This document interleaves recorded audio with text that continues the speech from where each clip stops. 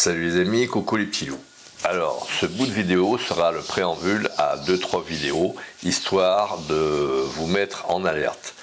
Alors, attention, nous nous faisons manipuler. Un exemple, Apple, à la sortie de son iPhone 14, fait de la pub pour celui-ci. Logique. Sauf que, il ne parle que de l'iPhone 14 et 14 Plus. En fait, c'est un iPhone 13 qui n'en porte pas le nom, puisque c'est la puce de l'iPhone 13. Quant aux iPhone 14 Pro et suivants, on n'en parle pas pour l'instant. Deuxième exemple, Nikon va sortir un objectif lumineux et incroyablement fin et léger, idéal pour les photographes amateurs qui souhaitent emporter leur appareil photo de partout. Cet objectif lumineux est le compagnon pour garantir de belles images en toutes circonstances. D'après vous, Nikon parle de quoi là? Du 85 mm qui ouvre à f1.2? Pas du tout. Il parle du 26 mm f2.8. On nous prend pour des gogos ou quoi? Parce que les autres objectifs de la marque, on peut pas faire de belles photos en toutes circonstances? Argutie fallacieuse pour nous dorer la pilule et nous faire acheter n'importe quoi. Parce que ces arguments publicitaires seront repris par les influenceurs et la pub. Gardez bien cela en tête en regardant cette vidéo et gardez bien cela en tête quand vous irez acheter un objectif incroyablement compact et lumineux.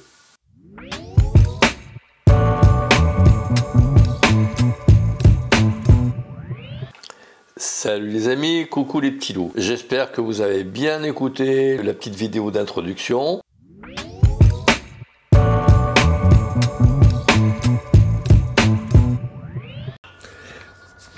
Salut les amis, coucou les petits loups. Alors maintenant, vous allez en prendre un petit peu l'habitude, j'espère. Les éditos sont tournés avec mon MacBook Pro M1 Max. Nous allons parler dans cette vidéo de la profondeur de champ et du flou d'arrière-plan. Mais derrière le premier plan. Allez, c'est parti. Alors certains pensent qu'il y a un monde entre un objectif qui ouvre à f2.8 et l'autre à f4. Prenons un exemple avec un 24-70. À f4, les deux objectifs auront la même profondeur de champ, la même perspective et le même cadrage, et le reste à l'avenant. La seule distinction que l'on pourra faire entre ces deux objectifs, f2.8 et f4, ce sera le flou derrière le premier plan. À savoir, si vous faites un portrait à 70 mm, à pleine ouverture, vous obtiendrez peut-être une toute petite différence. À 2.8, à pleine ouverture, donc, on va dire que le flou sera un peu plus prononcé. Et encore que, prenez un objectif que vous connaissez bien, vous ouvrez pour une photo à f2.8 et pour la seconde à f4 et vous verrez les différences. Il y en a très peu. N'imaginez pas, parce que vous avez payé votre f2.8 2 fois plus cher que le f4 de base, que les résultats seront 2 fois meilleurs. Ne le rêvez même pas. Ne le fantasmez même pas non plus. Je vous dirai après ce que Nikon dit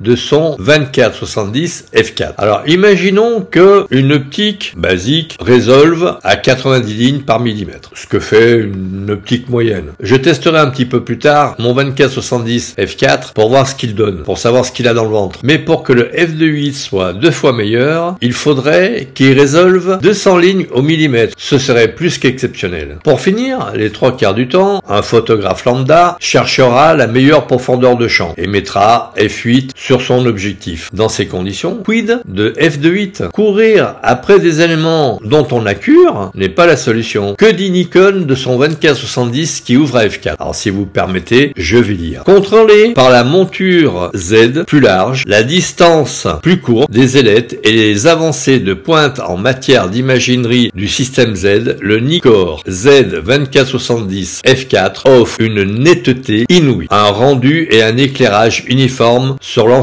du cadrage. Donc ce qui veut dire que si vous achetez un 24-70 f2.8 par rapport à ce f4, vous allez gagner quoi? 10% de netteté supplémentaire? Et encore, je suis gentil en disant 10%. Au final, payer 2 fois plus cher une optique qui nous offre au final relativement très peu de choses. Allez, sur ce les amis, je vous laisse. Je vous dis à très vite. Merci pour votre fidélité. Je prépare une vidéo concernant l'usage de la pleine ouverture et de la profondeur de champ. À très vite.